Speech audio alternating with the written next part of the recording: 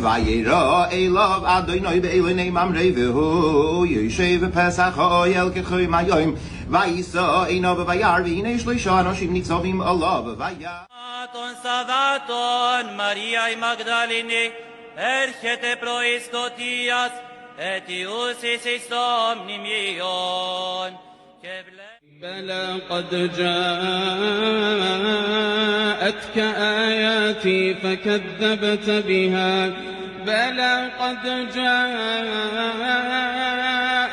آياتي فكذبت بها واستكبرت وكنت من الكافرين.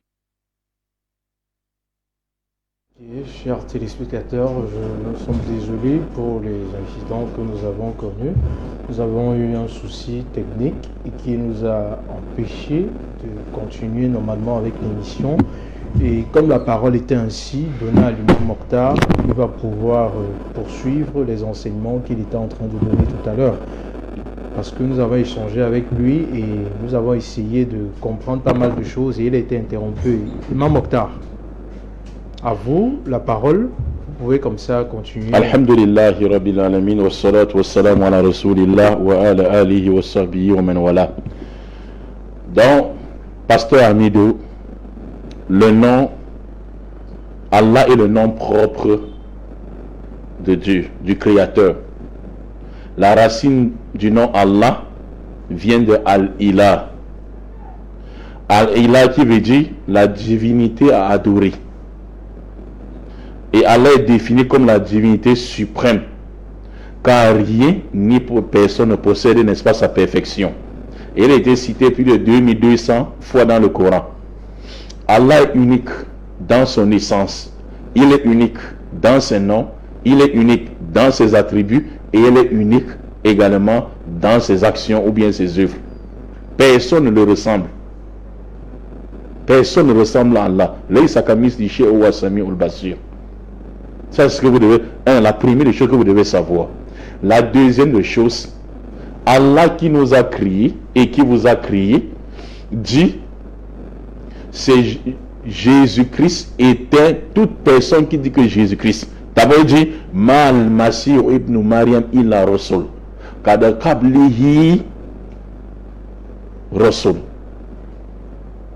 Jésus-Christ n'était rien d'autre que un messager. Et les messagers sont passés avant lui. Et Allah dit, ce sont des mécréants à l'état brut. Allah dit, A'udhu billahi minash shaitanir rajim. Laqad kafara alladhina qalu inna Allah wal Masih ibn Maryam. Wa qala Masih ya bani Israël, u'budu la rabbi wa rabbakum. Innahu man yushrik billah faqad harama Allahu alayhi jannah. C'est des mécréants à l'état brut, très brut, même pas de lui. Ceux qui disent en vérité Allah est le Messie, fils de Marie. C'est des mécréants. Lui qui nous a créés, qui a créé les mécréants, qui a créé les croyants. Lui qui a créé les mécréants et qui a créé les croyants dit que toute personne qui dit que Jésus-Christ est Dieu là, il est mécréant. Même toute personne qui ne le dit pas mais soutient ceux qui le disent, lui aussi il est mécréant. Parlant des gens qui font l'œcuménisme satanique. Il est aussi, il a emprunté leur chemin. Alors que le Messie a dit, ô enfants d'Israël, adorez Allah, mon Seigneur et votre Seigneur. Inna Allah Rabbi wa Rabbakum, fa'buduhu hadha siratal mustaqim. Alors que le Messie avait dit aux enfants d'Israël, adorez mon Seigneur et votre Seigneur. Jésus avait dit, oui, Matthieu chapitre 15, verset 20, le culte que ces gens me rendent, dont les gens devaient rendre culte à Jésus-Christ, le culte que ces gens me rendent est inutile. Ils enseignent des préceptes humains comme si c'était mes commandements. C'est des préceptes humains qu'ils ont copiés chez les Romains. Alors que le Messie a dit aux enfants d'Israël, adorez Allah, mon Seigneur et votre Seigneur. Et quiconque donne les associés à Allah, Allah lui interdit le paradis. C'est ça qui est grave. Et son refuge, son refuge sera l'enfer. Et là-bas, il n'y aura pas de protecteur, ni de secoureur pour ceux qui vont entrer. Donc, les Juifs, malgré leur divergence avec vous, les chrétiens, pasteur Amidou, sur Jésus-Christ est-il Dieu, mais les Juifs n'avaient jamais cru que le Messie serait Dieu. Les Juifs plutôt n'acceptent pas Jésus-Christ comme le Messie.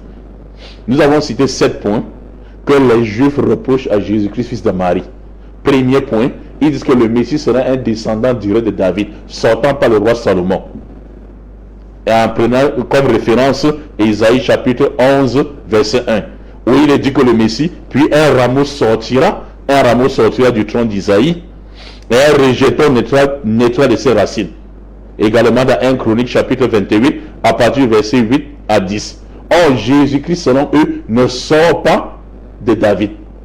Et c'est égal lorsque vous lisez la Bible, Jésus-Christ plutôt descend de Lévi et non de Judas.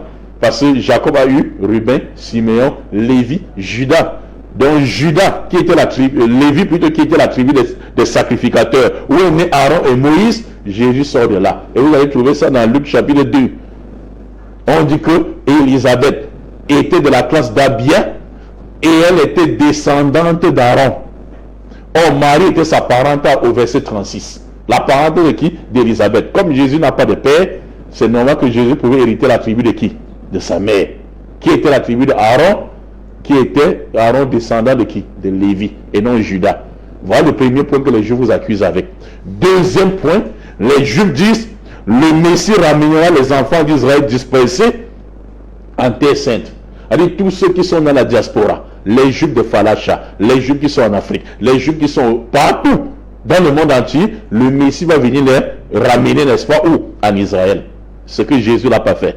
Troisièmement, les Juifs disent qu'il va reconstruire le temple qui était détruit.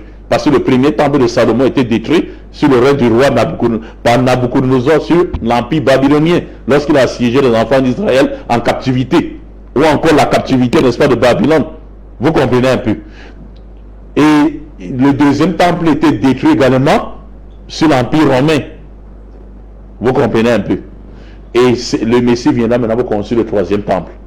Ils disent que le Messie régnera comme roi et apporter une ère de paix. Alors que Jésus n'a jamais apporté la paix. Donc le Messie va apporter la paix, Isaïe chapitre 2, verset 7. Alors que le Messie n'a jamais apporté la paix, vous allez trouver ça dans Matthieu chapitre 10, verset 21 à 34, où Jésus dit, je ne suis pas venu apporter la paix, mais l'épée. Désormais, dans une maison, il y aura quoi? Division. Un père se révoltera contre son fils et vice-versa. Une mère contre sa fille et vice-versa. Le Messie, la compréhension ou la connaissance de Dieu remplira le monde. Ce que le Messie fera, ce que Jésus n'a pas fait. Dans Isaïe chapitre 11, verset 3. Et du verset 9 plutôt. Ils disent qu'il conduira les nations à reconnaître le tort qu'ils ont fait à Israël. A dit l'Égypte, d'abord la Syrie, l'Égypte, Babylone, Médo-Perse, Grec, Romain. Vous comprenez un peu. Et délivrera également les enfants d'Israël, comme il est dit dans Ézéchiel chapitre 16, verset 55. Ce que Jésus-Christ n'a pas fait. Deux maintenant, monsieur pasteur ami de Dieu, la théophanie. C'est là où on s'était arrêté. La théophanie est reconnue dans le Coran comme dans la Bible. La théophanie est reconnue dans la Bible comme dans le Coran, mais comme manifestation et non l'incarnation. C'est ça qui vous trouble. Et l'incarnation, par définition, c'est un acte par lequel un être quitte un endroit géographique pour venir s'intégrer dans un nouveau corps. Alors que lorsque tu détruis le corps, tu l'as détruit. C'est-à-dire on a tué Dieu quoi? Ça c'est le bouddhisme et l'hindouisme. Donc vous êtes bouddhiste, pasteur Amido, ou bien vous êtes hindouiste. Vous n'êtes pas chrétien, ni musulman. Alors que la manifestation qui était enseignée dans la Bible comme dans le Coran, c'est le reflet du principe vers l'absolu sans pourtant être l'absolu. Exemple, le visage et le miroir. Le miroir est le reflet du visage sans être le visage. Celui qui a détruit le miroir, il n'a pas détruit le visage. Les prophètes sont des manifestations visibles du Dieu invisible. C'est-à-dire les ambassadeurs de Dieu sur la terre. Quand vous voyez un prophète, c'est comme si vous avez vu Dieu. Pas dans le sens de l'apercevoir parce qu'on ne voit pas Dieu, mais dans le sens de le reconnaître parce que son ambassadeur est là. Celui qui reçoit l'ambassadeur du Cameroun en France a vu le président Paul Biya, mais dans la façon diplomatique et non dans la façon physique. Voilà ce qui vous échappe. Vous ne connaissez pas les théologies prophétiques. C'est pour ça qu'on dit que vous êtes des païens.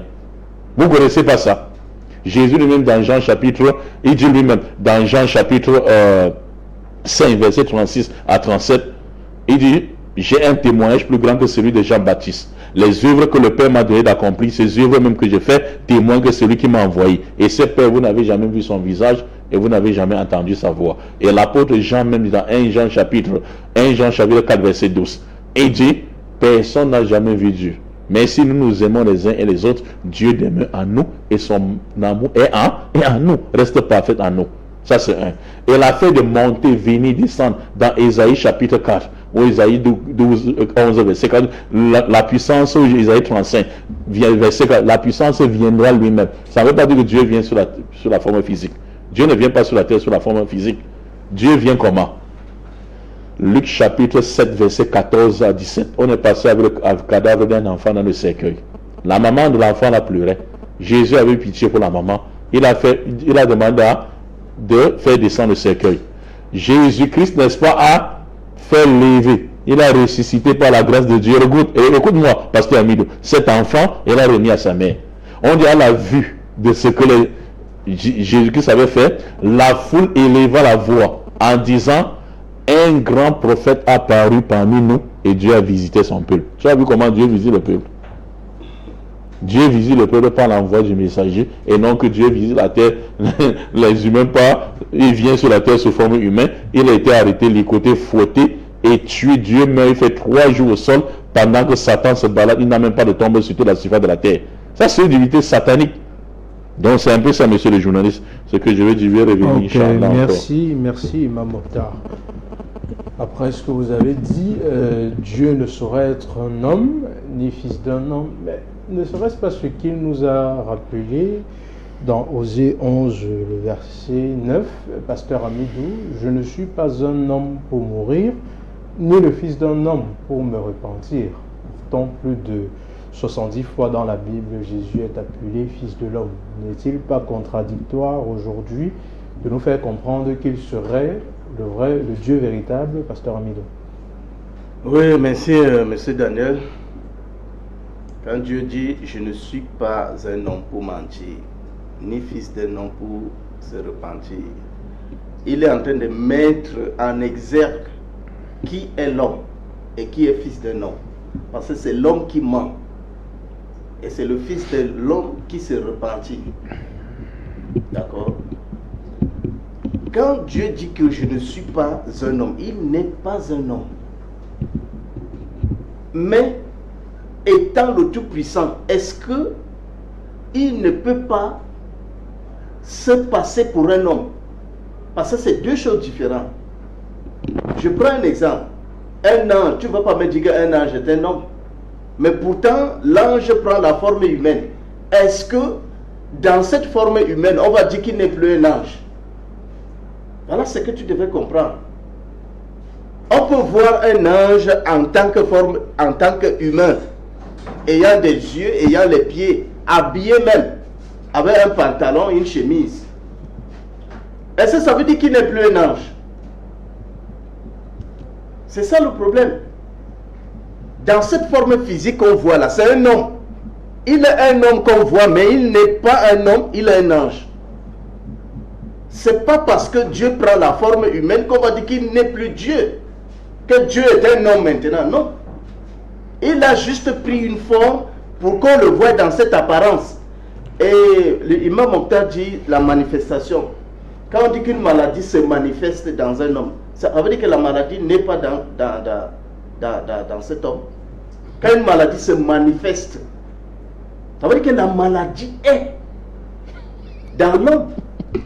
On ne peut pas se manifester sans qu'on ne soit dans sa manifestation. Je vais lire la définition de manifestation. On dit manifestation a plusieurs sens selon le contexte. Sens général, le fait de rendre quelque chose visible, apparent, concret. Mais tu me dis que Dieu se manifeste, mais il n'est pas dans la manifestation. Ça c'est faux. Ça c'est faux. Tu n'es pas en train de définir la manifestation. On se manifeste parce qu'on est dans sa manifestation. Parce que le prophète Ésaïe n'a pas été fou de dire que Dieu viendra lui-même. Quand tu me dis que tous les prophètes sont les représentations de Dieu sur la terre, mais qui a dit ça?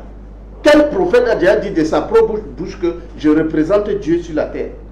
Ça c'est toi qui soutiens ça parce que pour contredire ce que moi je dis. Et j'aimerais aussi revenir sur un point. Les Juifs là, les Juifs n'ont pas cru comme tous non-croyants. Parce que selon les prophéties, le Messie là, le Messie devrait être, parce qu'on appelle Jésus dans la Bible, dans le Nouveau Testament, fils de David, fils d'Abraham, et fils de... Sans vous couper, Marie. pasteur Midou, pour Oui. les téléspectateurs qui nous écoutent, j'aimerais savoir ceci. Vous dites qu'aucun prophète n'a jamais dit qu'il est le représentant de Dieu sur terre. C'est bien ce que vous avez dit. Oui. Par définition, qu'est-ce qu'un prophète? Voilà. Un prophète, un prophète est un messager. C'est-à-dire, tu lui donnes un message, il s'en va transmettre le message. Donc il est votre porte-parole. Oui. Et un porte-parole ne peut-il pas être le représentant de quelqu'un? Un porte-parole ne peut pas être moi-même. D'accord? Il représente juste le message que je lui donne. Le message que je lui donne là. Il est votre représentant sans être vous. Non, parce que si moi je tombe malade et que peut-être quelqu'un veut me voir, c'est celui que j'envoie là. Ou bien un président tombe malade. En redéfinissant les choses, pasteur Attends, oui, Mathieu, attends. Si un il y a président une tombe... manifestation familiale. Mhm. Le chef de famille Oui, ne peut pas être là. oui, Il décide que c'est moi qui vais donner le mot de bienvenue à la belle famille. Peut-être Oui. qu'il s'agit d'un mariage. oui. En ce moment, je suis le représentant, je suis le porte-parole du chef de famille. Voilà. Oui, est-ce que cela ne veut pas dire que je suis devenu le chef de famille? Oui. Mais ne suis-je pas son représentant au moment où je Tu prends la le parole? représentes parce que rien que le message que tu veux transmettre là, il est chargé de transmettre le message que tu veux transmettre. Mais il ne me représente pas en tant que moi physiquement. D'accord? Il ne me représente pas physiquement. C'est pour ça que je dis, si un président tombe malade et que je veux le voir sur son lit d'hôpital, je vais aller voir l'ambassadeur, je suis obligé d'aller le voir lui-même sur son lit d'hôpital. D'accord? Mais Jésus là, il est le représentant de Dieu, c'est-à-dire dans toutes ses formes. On dit, en lui habite corporellement toute la plénitude de la divinité. Est-ce que l'ambassadeur représente le président dans toute sa plénitude? Non. Non. C'est-à-dire, l'ambassadeur représente une partie, c'est-à-dire ce qui est diplomatique. Mais Jésus là, il est l'incarnation de Dieu. Parce que dans Romains, je pense que Romains 6, verset 3, si je ne me trompe pas, on dit Dieu, pour le péché, a envoyé son propre fils dans un corps humain. Et ce qu'on appelle propre fils là, quand on dit donc Dieu n'a pas envoyé Dieu, non, le propre fils de Dieu, que représente le propre fils de Dieu? C'est son reflet. Imam Mokhtar a dit tout à l'heure que mon reflet dans le miroir, si on détruit le miroir, est-ce qu'on a détruit? Non, dit que si on détruit le reflet dans le miroir, pourquoi est-ce que le miroir a quoi y voir entre ton reflet et toi? Mais si ton reflet est dans le miroir, dis que si on détruit ce reflet, je veux voir si ça ne sera pas toi qu'on aura détruit. Mais le miroir est un intermédiaire, ce qui te permet de faire voir ton reflet. D'accord? Donc, c'est pour clarifier certaines choses que tu as mal compris. Jésus est fils de David dans quel sens? Parce que David, qui devait construire le temple de Dieu, d'accord? Non, Salomon, le fils de David, c'est lui qui a construit le temple de Dieu. Mais comme ce temple a été détruit, il faut que le Messie vienne reconstruire. Là, le Messie n'est pas venu construire un bâtiment. C'est-à-dire, le temple maintenant, le Messie a apporté ça, c'est ce corps que le Messie a apporté. Ce corps qui a été formé avant d'entrer dans le monde, c'est ça qui représente le nouveau temple. Voilà pourquoi il a été appelé fils de David. Parce que c'est lui qui remplace Salomon dans la construction du temple. C'est dans ce sens qu'on l'appelle fils de David. Et c'est ce que les Juifs n'ont pas compris. Mais maintenant, parce que dans Jean, je pense que c'est dans Jean 2, verset 9, Jésus a dit, détruisez ce temple, je le rebâtirai en 3 jours. Mais, est-ce qu'il parlait d'une maison? Il parlait de son corps. Il parlait de son corps. Tuez-moi, je veux me relever après 3 jours. Et il l'a fait. Donc, Jésus est appelé fils de David parce que c'est lui qui devait apporter le nouveau temple de Dieu. Le nouveau temple de Dieu n'est plus un bâtiment, mais un corps physique. Personne ne peut détruire. Le nouveau temple n'est plus fait des mains d'hommes, mais c'est venu du ciel. C'est écrit dans la Bible. Ok, merci Pasteur Amidou. Forcément, les téléspectateurs qui nous lisent auront le temps de comprendre. Et comme on a pour habitude de le dire, votre émission est interactive. Vous pouvez comme ça nous appeler au 658 93 52 15 ou envoyer des messages WhatsApp au 694 53 68 18 et lundi c'est le plus 237 pour ceux qui sont à l'étranger. Nous avons des messages qui nous parviennent là. Nous avons l'indice plus 240 où on nous écrit bonsoir le plateau, belle émission, sauf qu'à un moment donné nous avons eu un souci avec les images. Nous nous en excusons effectivement. Noble plateau, bonsoir monsieur Imam. Quel est le verset qui prouve qu'Allah est esprit dans le Coran? Salif depuis la Guinée, merci. Merci pour la reprise de l'émission. Et ici, nous avons monsieur Razak qui nous écrit pour dire qu'il ne comprend pas pourquoi l'imam Mokhtar débat avec le pasteur Amidou. Pourtant, il ne veut pas comprendre ce qui est clairement expliqué. Telle est la préoccupation de monsieur Razak. Et nous allons passer la parole à l'imam Mokhtar pour 5 minutes avant de prendre un mot de fin. Et l'imam Mokhtar, il y a des téléspectateurs qui viennent de vous interpeller là sur des plans et vous avez certainement dû écouter le pasteur Amidou dans ce qu'il a dit pour nous démontrer l'erreur dans laquelle vous vous trouvez en ne pensant pas que Dieu peut venir sous forme humaine sur terre. Oui, vous savez, lorsqu'on avait dit au roi Salomon dans 1 Chronique chapitre 18 que Dieu viendra visiter, n'est-ce pas, ton palais. Donc Dieu va venir physiquement comme ça, comme pense pasteur Amidou. Il a dit quoi? Le roi Salomon, celui dont les cieux des cieux ne peut le contenir, ni mon palais, à plus forte raison mon palais. C'est-à-dire le cieux des cieux ne peut contenir Dieu. Il est l'infini. Mais les gens voudraient que dans le corps fini, l'infini rentre dans l'infini. C'est pour ça que même scientifiquement, quelqu'un peut pas être chrétien. Il y a un scientifique. Comment une personne limitée, ce corps corrompu depuis le jardin d'Éden, Dieu va utiliser le corps corrompu, pécheresse, pour venir sur la terre, pour sauver les humains des problèmes que lui-même, alors qu'il a créé les humains, sans devenir un être humain. Maintenant, quand l'être humain commet un péché, c'était difficile à Dieu de le pardonner. Il a fallu qu'il vienne ici sur la terre. Et Dieu ne vient même pas pour le polythéisme mourir. Il vient pour une pomme de terre ou une pomme de France. Dieu vient pour une pomme de France, à Toufao. Dieu vient pour une pomme de terre, pomme de France. Vous savez, Moïse avait dit à Dieu, pardonne les enfants d'Israël ou tue-moi. Dieu avait dit à Moïse, c'est celui qui a commis les péchés contre moi que je le tuerai. Il a refusé. Mais les gens pensent que c'est lui-même Dieu qui est venu sur la terre, il se fait tuer. Les gens demandent pourquoi je continue à débattre avec lui. C'est mon équipe qui me demande de le faire.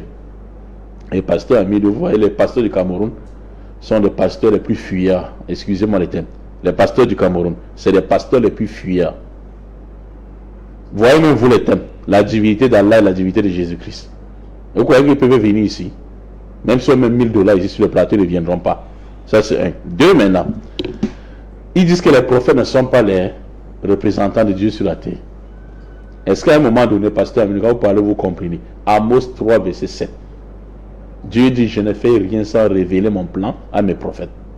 Je ne fais rien sans révéler mon plan à des prophètes. Avait dit, le plan de Dieu appartient à qui? Parmi les humains, aux prophètes. Sont-ils les représentants de Dieu? Tu dis non. Tu vois l'égarement. Donc c'est ça. 2 maintenant, il dit, Jésus habite corporellement toute la divinité de Dieu. Donc, vous avez dit, c'est pour ça que l'apôtre Pierre vous avait dit ceci. Dans 2 Pierre chapitre 3 verset 15 à 16. Méfiez-vous de prendre les paroles du frère Paul pour soutenir vos arguments. Car il y a des gens mal affermis et ignorants qui tordent ces paroles de leur sens. Et voilà ça. Lui habite corporellement toute la plénitude de Dieu, veut dire que Jésus est Dieu. Donc dans Éphésiens chapitre 3 verset 19, le même Paul, il dit tout croyant ayant surpassé son amour à Jésus-Christ va atteindre la plénitude de Dieu. Les croyants là deviennent de Dieu aussi, pasteur Amido. C'est ça. Parce que vous avez décidé d'expédier les gens en enfer et vous-même être devant en prenant le billet d'avion qui est la dîme. 2 maintenant, Paul n'a jamais dit que Jésus-Christ était Dieu. Dans 1 Timothée chapitre 2 verset 5, je veux cependant que vous sachiez. Il dit ceci. Regardez ce que Paul dit. 1 Corinthiens 2 verset 5. 1 Timothée 2 verset 5. Paul dit ceci. Il y a un seul Dieu, il n'y a pas deux. Et conjonction de coordination. Et un seul médiateur entre Dieu et les humains. Jésus-Christ est un être humain. Est-ce que c'est compliqué ça? Et si ici c'est toujours, monsieur le journaliste, est-ce que ici là, il faut toujours le Saint-Esprit pour comprendre? Utilisez-moi la raison que Dieu t'a donnée pour une fois. Il n'existe qu'un seul Dieu, 1 Timothée 2 verset 5. Et un seul médiateur entre Dieu et les humains, Jésus-Christ, être humain. Dieu dit dans Osée 11 verset 9, je ne suis point un homme. Dieu ne peut pas devenir un homme. Nombre chapitre 23 verset 19, je ne suis point un homme pour mentir, ni un fils d'homme pour me repentir.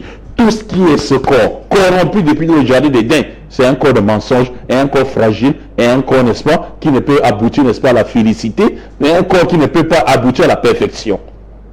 C'est un corps qui ne peut pas aboutir à la perfection. Vous avez vu la fois passée, Jésus-Christ dormait, Jésus-Christ mangeait, il dormait, il se fatiguait, il pleurait. Jésus pleurait, Dieu pleure. Dans Jean chapitre 11 verset 33 à 44, on dit Lazare était mort, on dit Jésus est arrivé. Jean chapitre 11 verset 35, le verset le plus court de la Bible. C'est le verset le plus court de la Bible. Jésus pleura. Pasteur Amido, donc Dieu pleura. Dieu pleure? Non, c'est vous qui allez pleurer là-bas. Dieu ne pleure pas. Je vais vous donner certaines caractéristiques. Avant que l'émission ne commence, vous vous rappelez, vous êtes venu à la mosquée un jour. Je vous ai sorti ce verset dans la bouche de Paul. Dans 1 Corinthiens 11 verset 3. Paul dit, je veux cependant que vous sachiez que l'homme est le chef de la femme. Christ est le chef de l'homme et le Dieu est le chef de Christ. Malgré cette évidence, malgré cette clarté, vous êtes décidé, entêté de continuer, n'est-ce pas, à vous égarer. Dieu est le chef de Christ. Christ est un chef. L'apôtre Paul dit encore, dans 1 Corinthiens chapitre 15, verset 23 à 29, il dit, chacun a son rang, Christ comme prémisse. Puis il viendra l'heure de la fin du monde. Et lorsque l'heure de la fin du monde arrivera, le Fils remettra le royaume à celui qui a remis le royaume, à celui qui a remis le royaume, et lui-même sera soumis. Donc l'apôtre Paul dit, Jésus va remettre le royaume à Dieu pour se soumettre, pour que Dieu soit un en tout et en tous. Jésus va se soumettre. Coran chapitre 5 verset 116 à 117. Allah dit, le Coran dit, وَذَكَرَ اللَّهُ يَا عِيسَى بْنُ مَرْيَمَ أَأَنْتَ قُلْتَ لِلنَّاسِ اتَّخِذُونِي وَأُمِّيَ إِلَيْهِ مِن دُونِ اللَّهِ قَالَ سُبْحَانَ مَا يَكُونُ لِي. Est-ce que c'est toi qui as dit aux gens qu'on te prend et ta mère Marie pour deux divinités en dehors de moi, Allah? Jésus dira, gloire et pureté à toi. Il ne m'appartient pas de déclarer ce que je n'ai pas le droit de dire. Si je l'avais dit, tu aurais su cette. Je ne l'ai dit que ce que tu m'avais commandé à dire, à savoir adorer Allah, mon Seigneur et votre Seigneur. Jean chapitre 20 verset 17. Il dit à Marie de Magdala, ne me touche pas. Je ne suis pas encore monté vers le Père, mais va trouver mes frères, mes disciples. Dis-leur que je monte vers mon Père qui est votre Père et vers mon Dieu qui est votre Dieu. Jésus a dit qu'il va vers Dieu qui est son Dieu et leur Dieu également qui est votre Dieu. Malgré cette évidence, malgré cette clarté, vous le conférez injustement le droit à la divinité. Vous comprenez, monsieur le journaliste? Donc ici, je voulais sortir avec trois choses.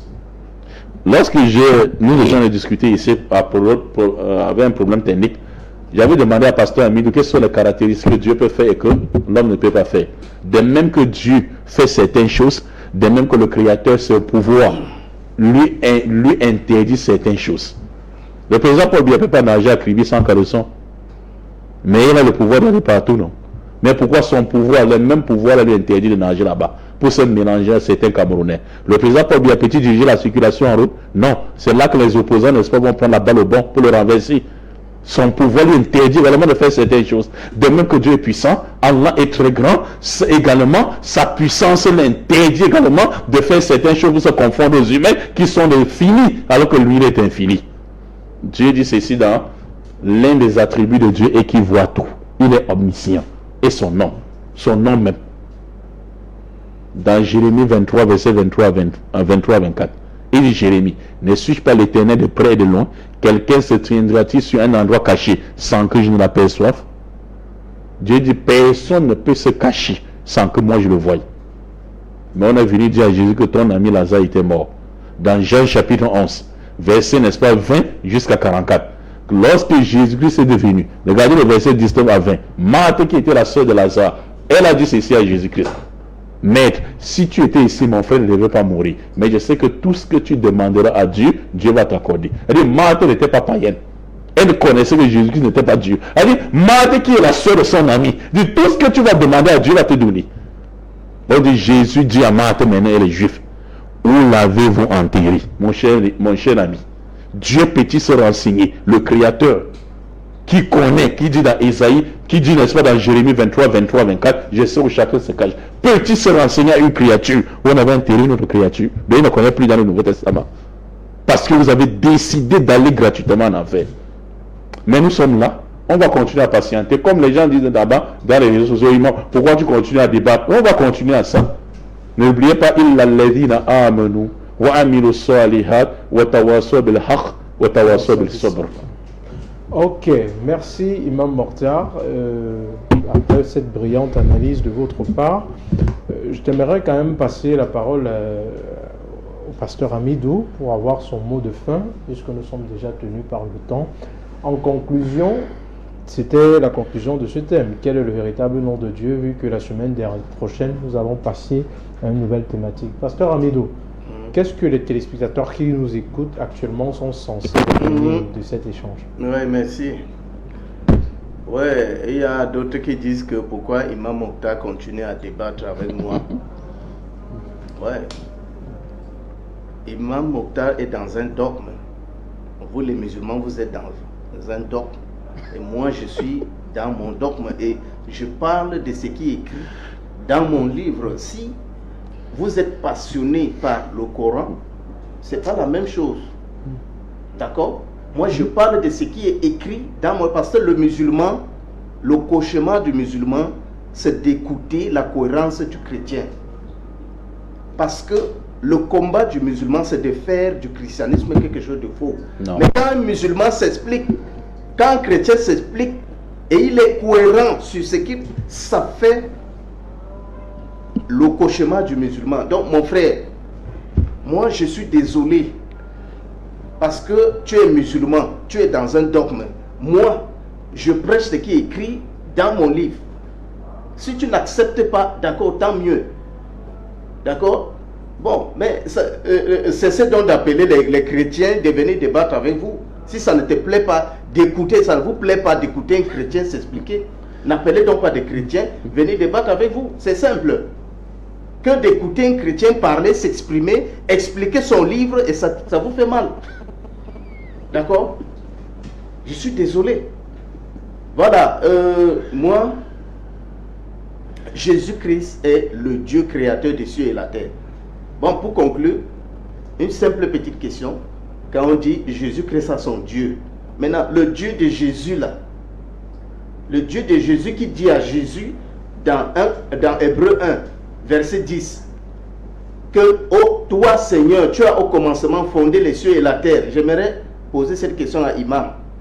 Dieu, le Dieu de Jésus s'adresse à Jésus en lui disant, tu as au commencement fondé les cieux et la terre. Et lui dit ça en tant que Dieu ou en tant que lui-même. Voilà la question que je pose à Mokhtar. Je voudrais qu'il réponde à cette question. Ok, pour votre mot de fin, Imam Mokhtar, vous avez suivi la question de... La question était quoi? Pasteur Hamidou. Oui, Dieu, le Dieu de Jésus là, il s'adressait à Jésus en lui disant, tu as au commencement fondé les cieux et la terre, sont l'ouvrage de tes mains.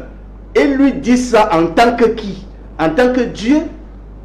En tant que qui en lui disant ça? Que c'est toi qui as fondé les cieux et la terre.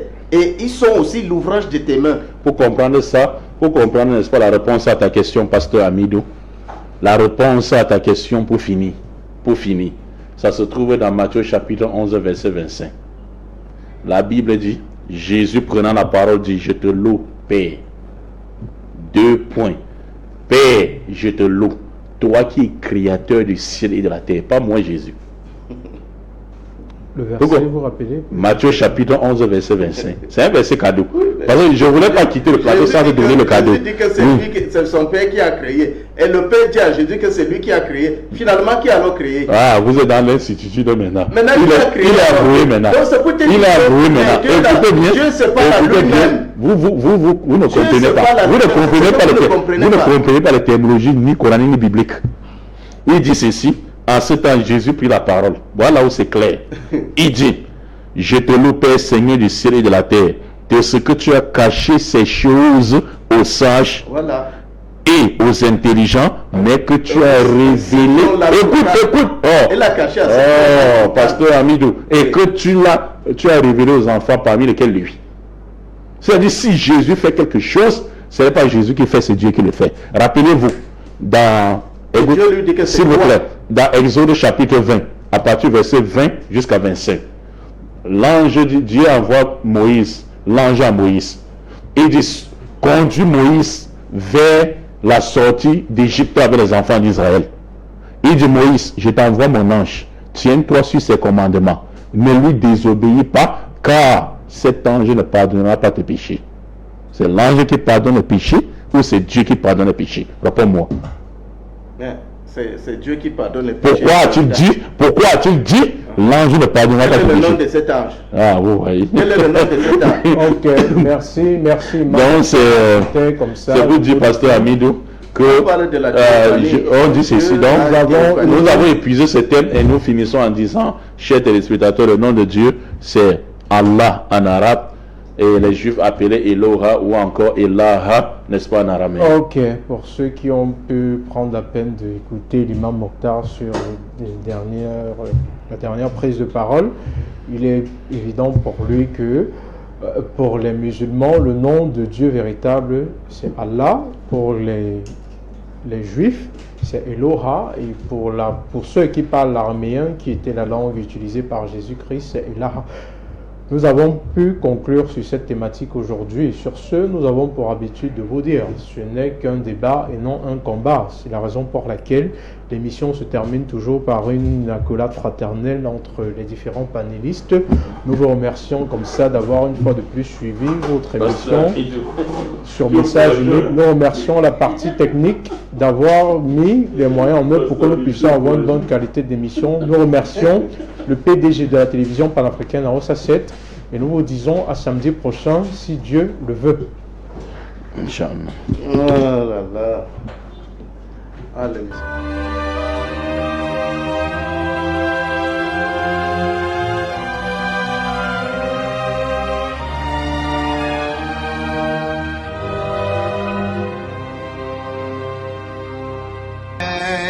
Vayera Elav Adonai be'elonei mamrei v'hu Yoshev Pesach ha'oyel k'choy mayoim Vayisa einav v'vayar v'hinei shloisha anoshim nitzavim alav v'vayar Ton Savaton, Mariae Magdalene, erchete proiskotias, etius isis omnimion. بلى قد جاءتك آياتي فكذبت بها بلى قد جاءتك آياتي فكذبت بها واستكبرت وكنت من الكافرين